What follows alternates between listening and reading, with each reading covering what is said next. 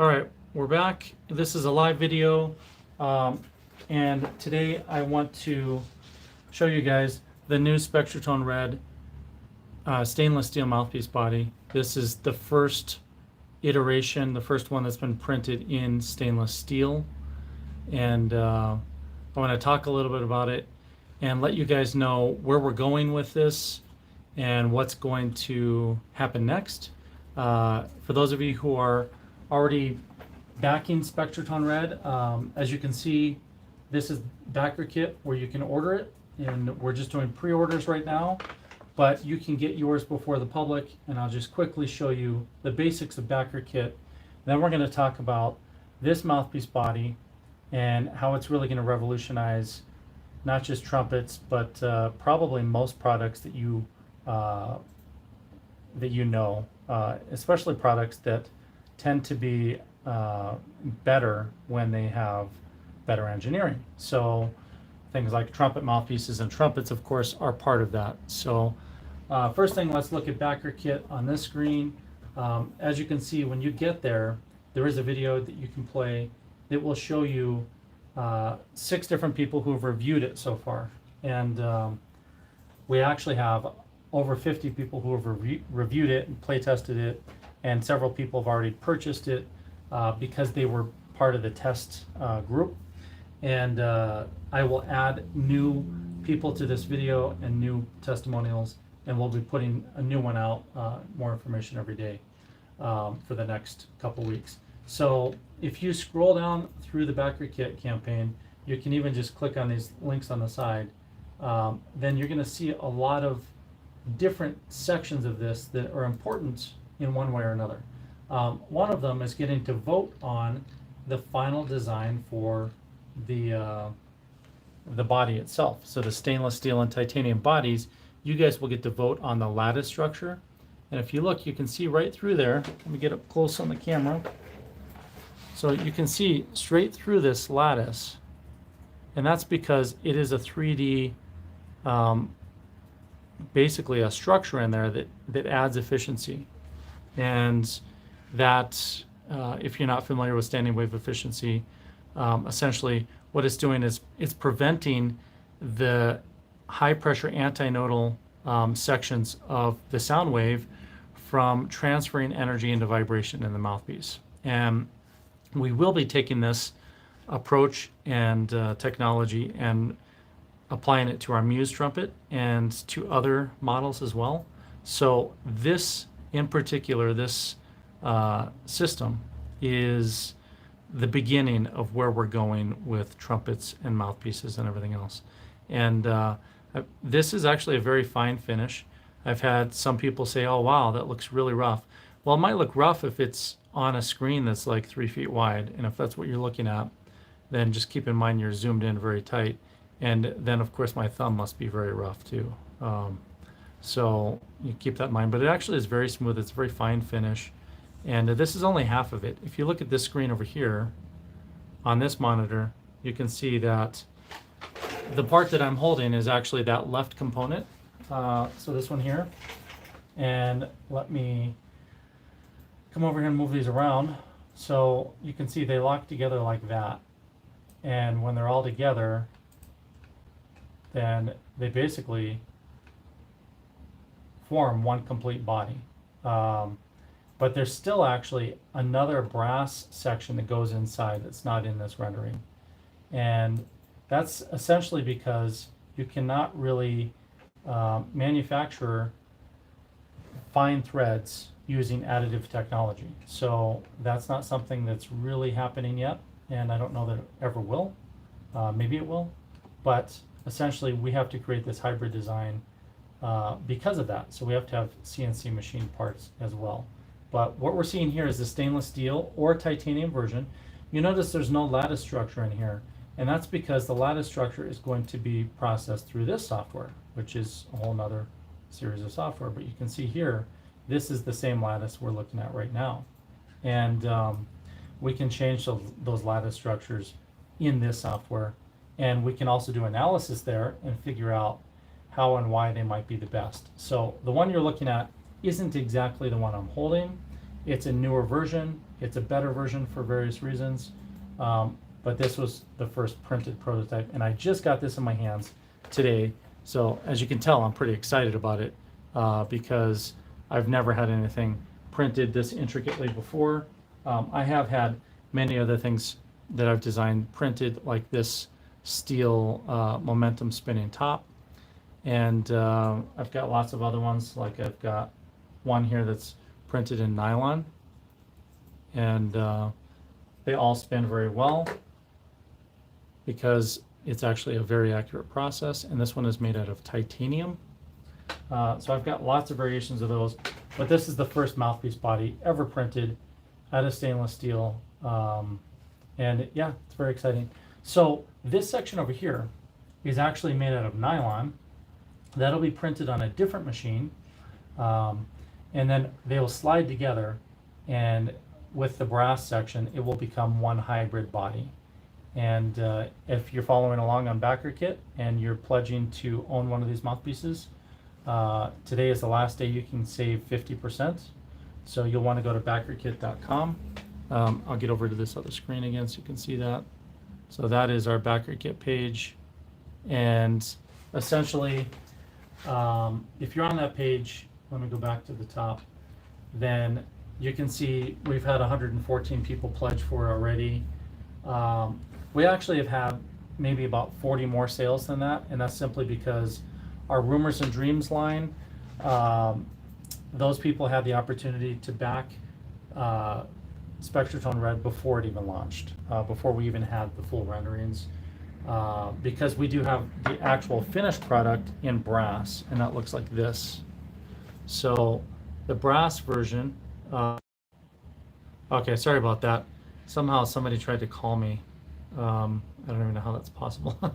So this is the brass version, and that was already finished a couple months ago. And I'll let you see inside the cup and throat area. It is not a shallow, high compression design. This is literally designed to be an all-around mouthpiece that plays really well from the lowest to the highest notes, but it does give people more endurance, and quite a few people have reported that they're gaining notes, they're gaining range. And for me personally, I have gained a few notes on this as well. So it's not really designed to be a lead mouthpiece so much as an all-around mouthpiece that just makes playing in the upper register a lot easier.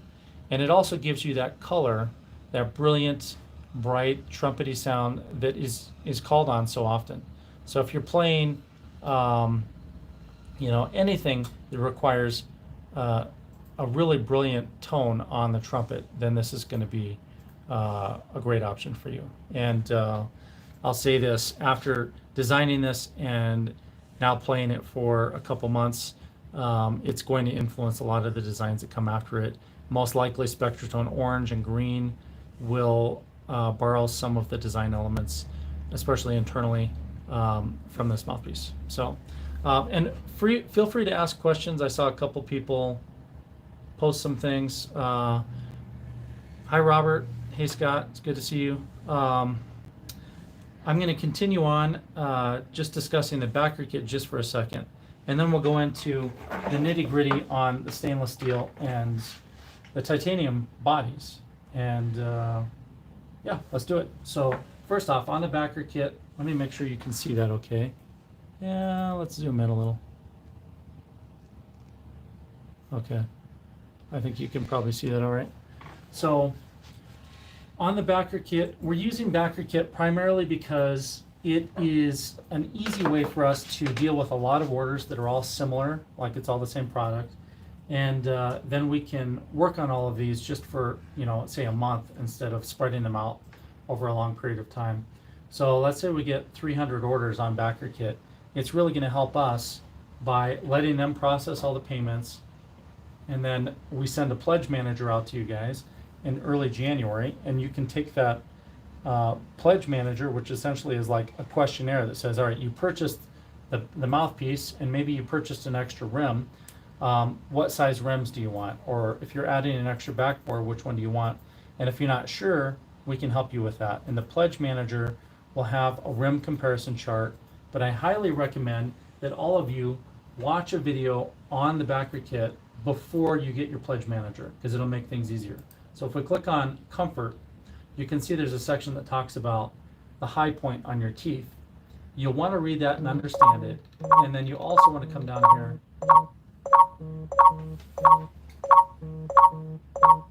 Sorry about that. Apparently someone is spamming my phone. So let me push refresh on this so we can see the page I'm looking for. Okay, here we go. So you'll want to watch this video, how to choose the best rim diameter. It's a YouTube video. This one is going to really help you guys if you're unsure of which rim you need. And the newest rim is the H series rim, and that's the one that I've used for many years. That's this one right here. So it has a larger inner radius, and it also has a fair-sized outer radius. That gives you a lot of flexibility. So if you're working with a high point on your teeth, which hopefully you are, and if you're not sure what that means, then I would read the page, because I can help you improve your range and endurance and your tone quality by working with a high point. Then this mouthpiece rim might work really well for you. If that isn't the right rim for you, we will certainly help you find the one it is. And as I come down here, we can see we have, oh, let me go back up, I passed it. We do have a lot of different rim options. There they are. So we have the H series, which is the new one for SpectraTone Red. You can choose from any of these 6 in any diameter. And the standard one is a lot like a Bach rim. The W is a wider version of that feels very comfortable to a lot of people, and it's our most popular. And then the X, Y, and Z, they progressively get more and more flat. So if you have really flat teeth and you don't have a high point to really anchor on, then the flat rims might be a better choice for you. And they do come in every diameter. So when you get that Pledge Manager in January, you'll have a few questions, and it really helps to watch that video and read this section to choose the rim. If you already know that you love a Yamaha 14B4 or a Monat B2 or whatever it is, you can just tell us that and we will choose that rim for you. Another thing is, on this page there's a Q&A live video session section. This is where I announce ahead of time live videos like this one. So right now, if you have questions, you can ask me, but you can also go back and watch the 3 last question and answer sessions that I had, and they may have some of the questions and answers that you're looking for as well. This body itself is not the final version that you will get with your mouthpiece, and that's simply because you guys are going to get to vote on which one you get. So I'm going to give you 3 different options. They're all going to look very much like this rendering here. That rendering is newer than the one in my hands, and that's because when I create new iterations, I send them out to have them printed, and it might take 3 to 5 days to get those printed, and then they have to send them to me. And this one was made yesterday, and this one was made like 9 days ago. So this is already old news, even though it's the first one ever done. It's really cool, it's exciting. It's not going into production. It's mostly so I can just confirm that the tolerances have been met and that it's physically going to work. So this one is closer, but you'll see inside these ribs again, there are no lattice structures, and that's just like I showed you before. That's because they need to be added in other software.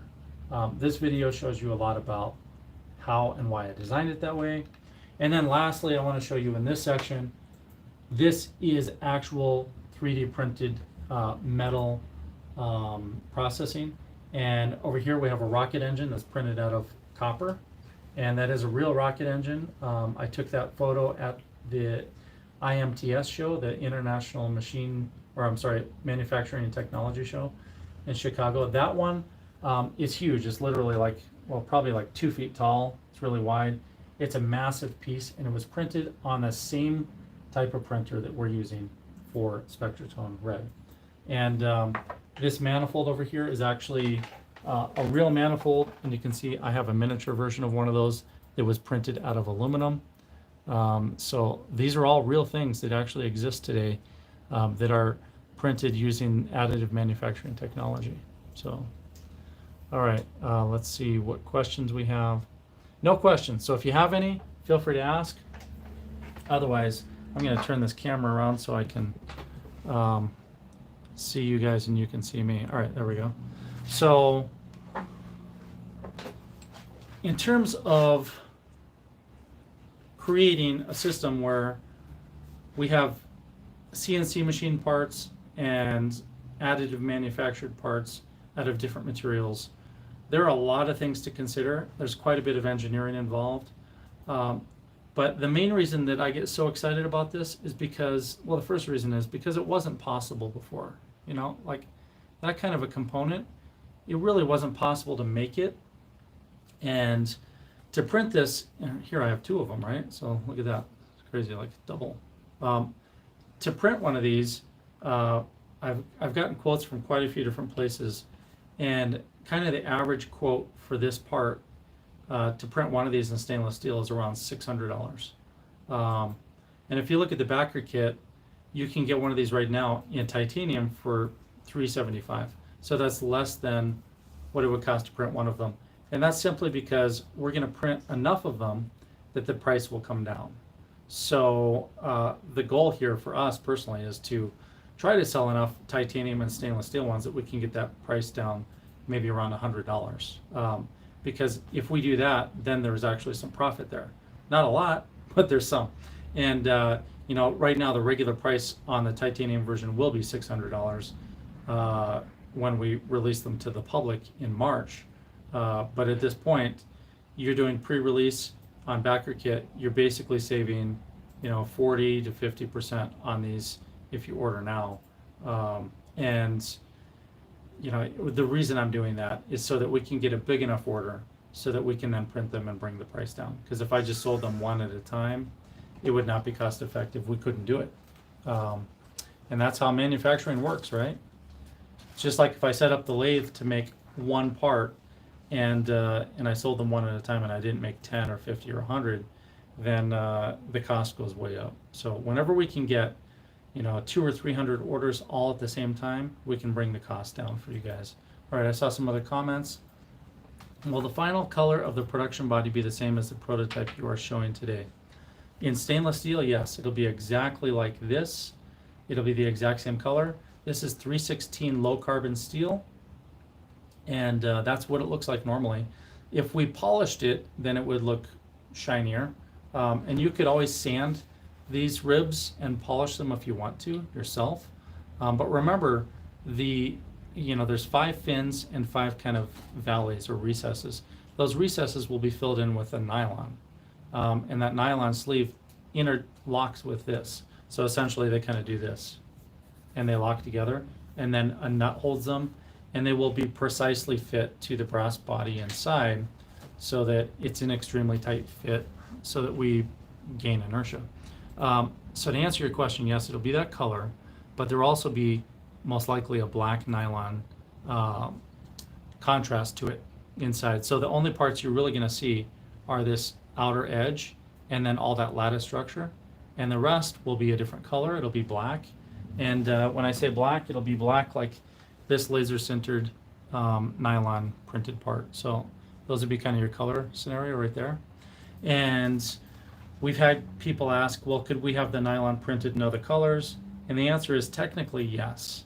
So I may consider offering other colors as an option. But really to make that work, we need to have more people involved in the campaign.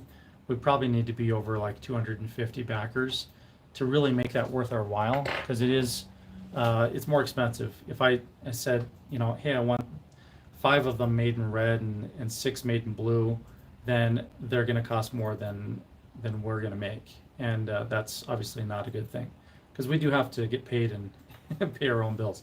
So in terms of the colors, when it comes to the nylon part, and I know nobody's asked this here, but they did on the Facebook Live, you know, we would consider doing other colors, but it's up to you guys to spread the word and get more people on board. The more people we get on board, the more likely I am to really help you guys customize this and make it more what you want. And one of the ideas I've had is to flame color these, because this one's out of stainless steel. Technically, I should be able to heat this up and create a rainbow of colors just with flame treating.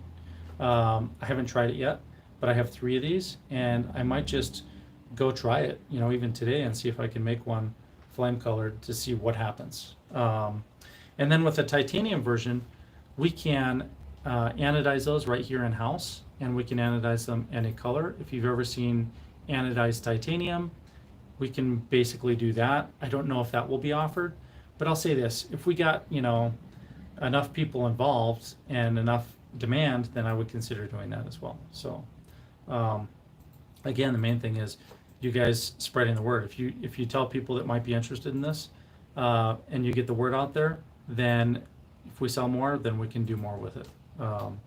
So yeah, I saw another question. Oh, Scott, will you eventually design a SpectraTone infrared specifically for lead work? You mean red? No, I won't. So there will be no SpectraTone that is a shallow lead mouthpiece, and that's for one primary reason. I don't believe that we need to have ultra shallow, high compression mouthpieces for really any reason other than the extreme stuff. And if you really are playing extreme stuff where you're above the staff for hours at a time, then you can always get that in the 5mm system, which is, it's the same system, but basically SpectraTone is kind of our branded version of the 5mm that's designed to be more cost effective and also offer some innovations. So SpectraTone Red is part of the 5mm system. So for you, Scott, yeah, the answer is no, we're probably not going to create a high compression, shallow mouthpiece in the SpectraTone series ever. I just don't see the point, because most people really don't want to specialize in just one thing. And typically lead players that are just playing on shallow mouthpieces almost always are playing on those exclusively, and they cannot play on deeper mouthpieces because they've kind of grown into just playing that one thing. And that's not really a very big market for us, especially since the 5mm is already available. You can do that. So yeah, SpectraTone Red really was designed, you can see it's not a shallow mouthpiece. It's not really deep, but it's not shallow. It's just a hair more shallow than a C cup. So it's not real shallow and it's not real deep, but it really does make the upper register easier. It improves your range and endurance pretty much instantly for people that are not using too much pressure. If you're not used to playing a really shallow mouthpiece, this could work for you.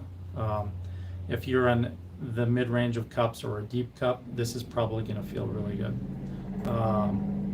Yeah, and since I have this part, or this mouthpiece here, I can take these components out and put them in so you can kind of visualize what it looks like as an actual mouthpiece. So, now we're getting almost to the point where it's all put together.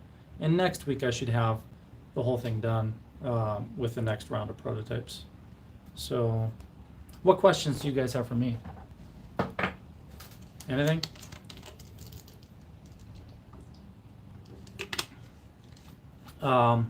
I should have the nylon components and the stainless steel and at least one titanium version of this sometime next week.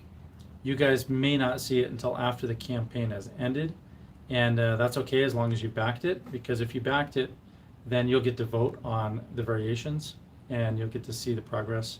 But the new version that I'm creating, it actually, this center section has a lattice structure to it as well.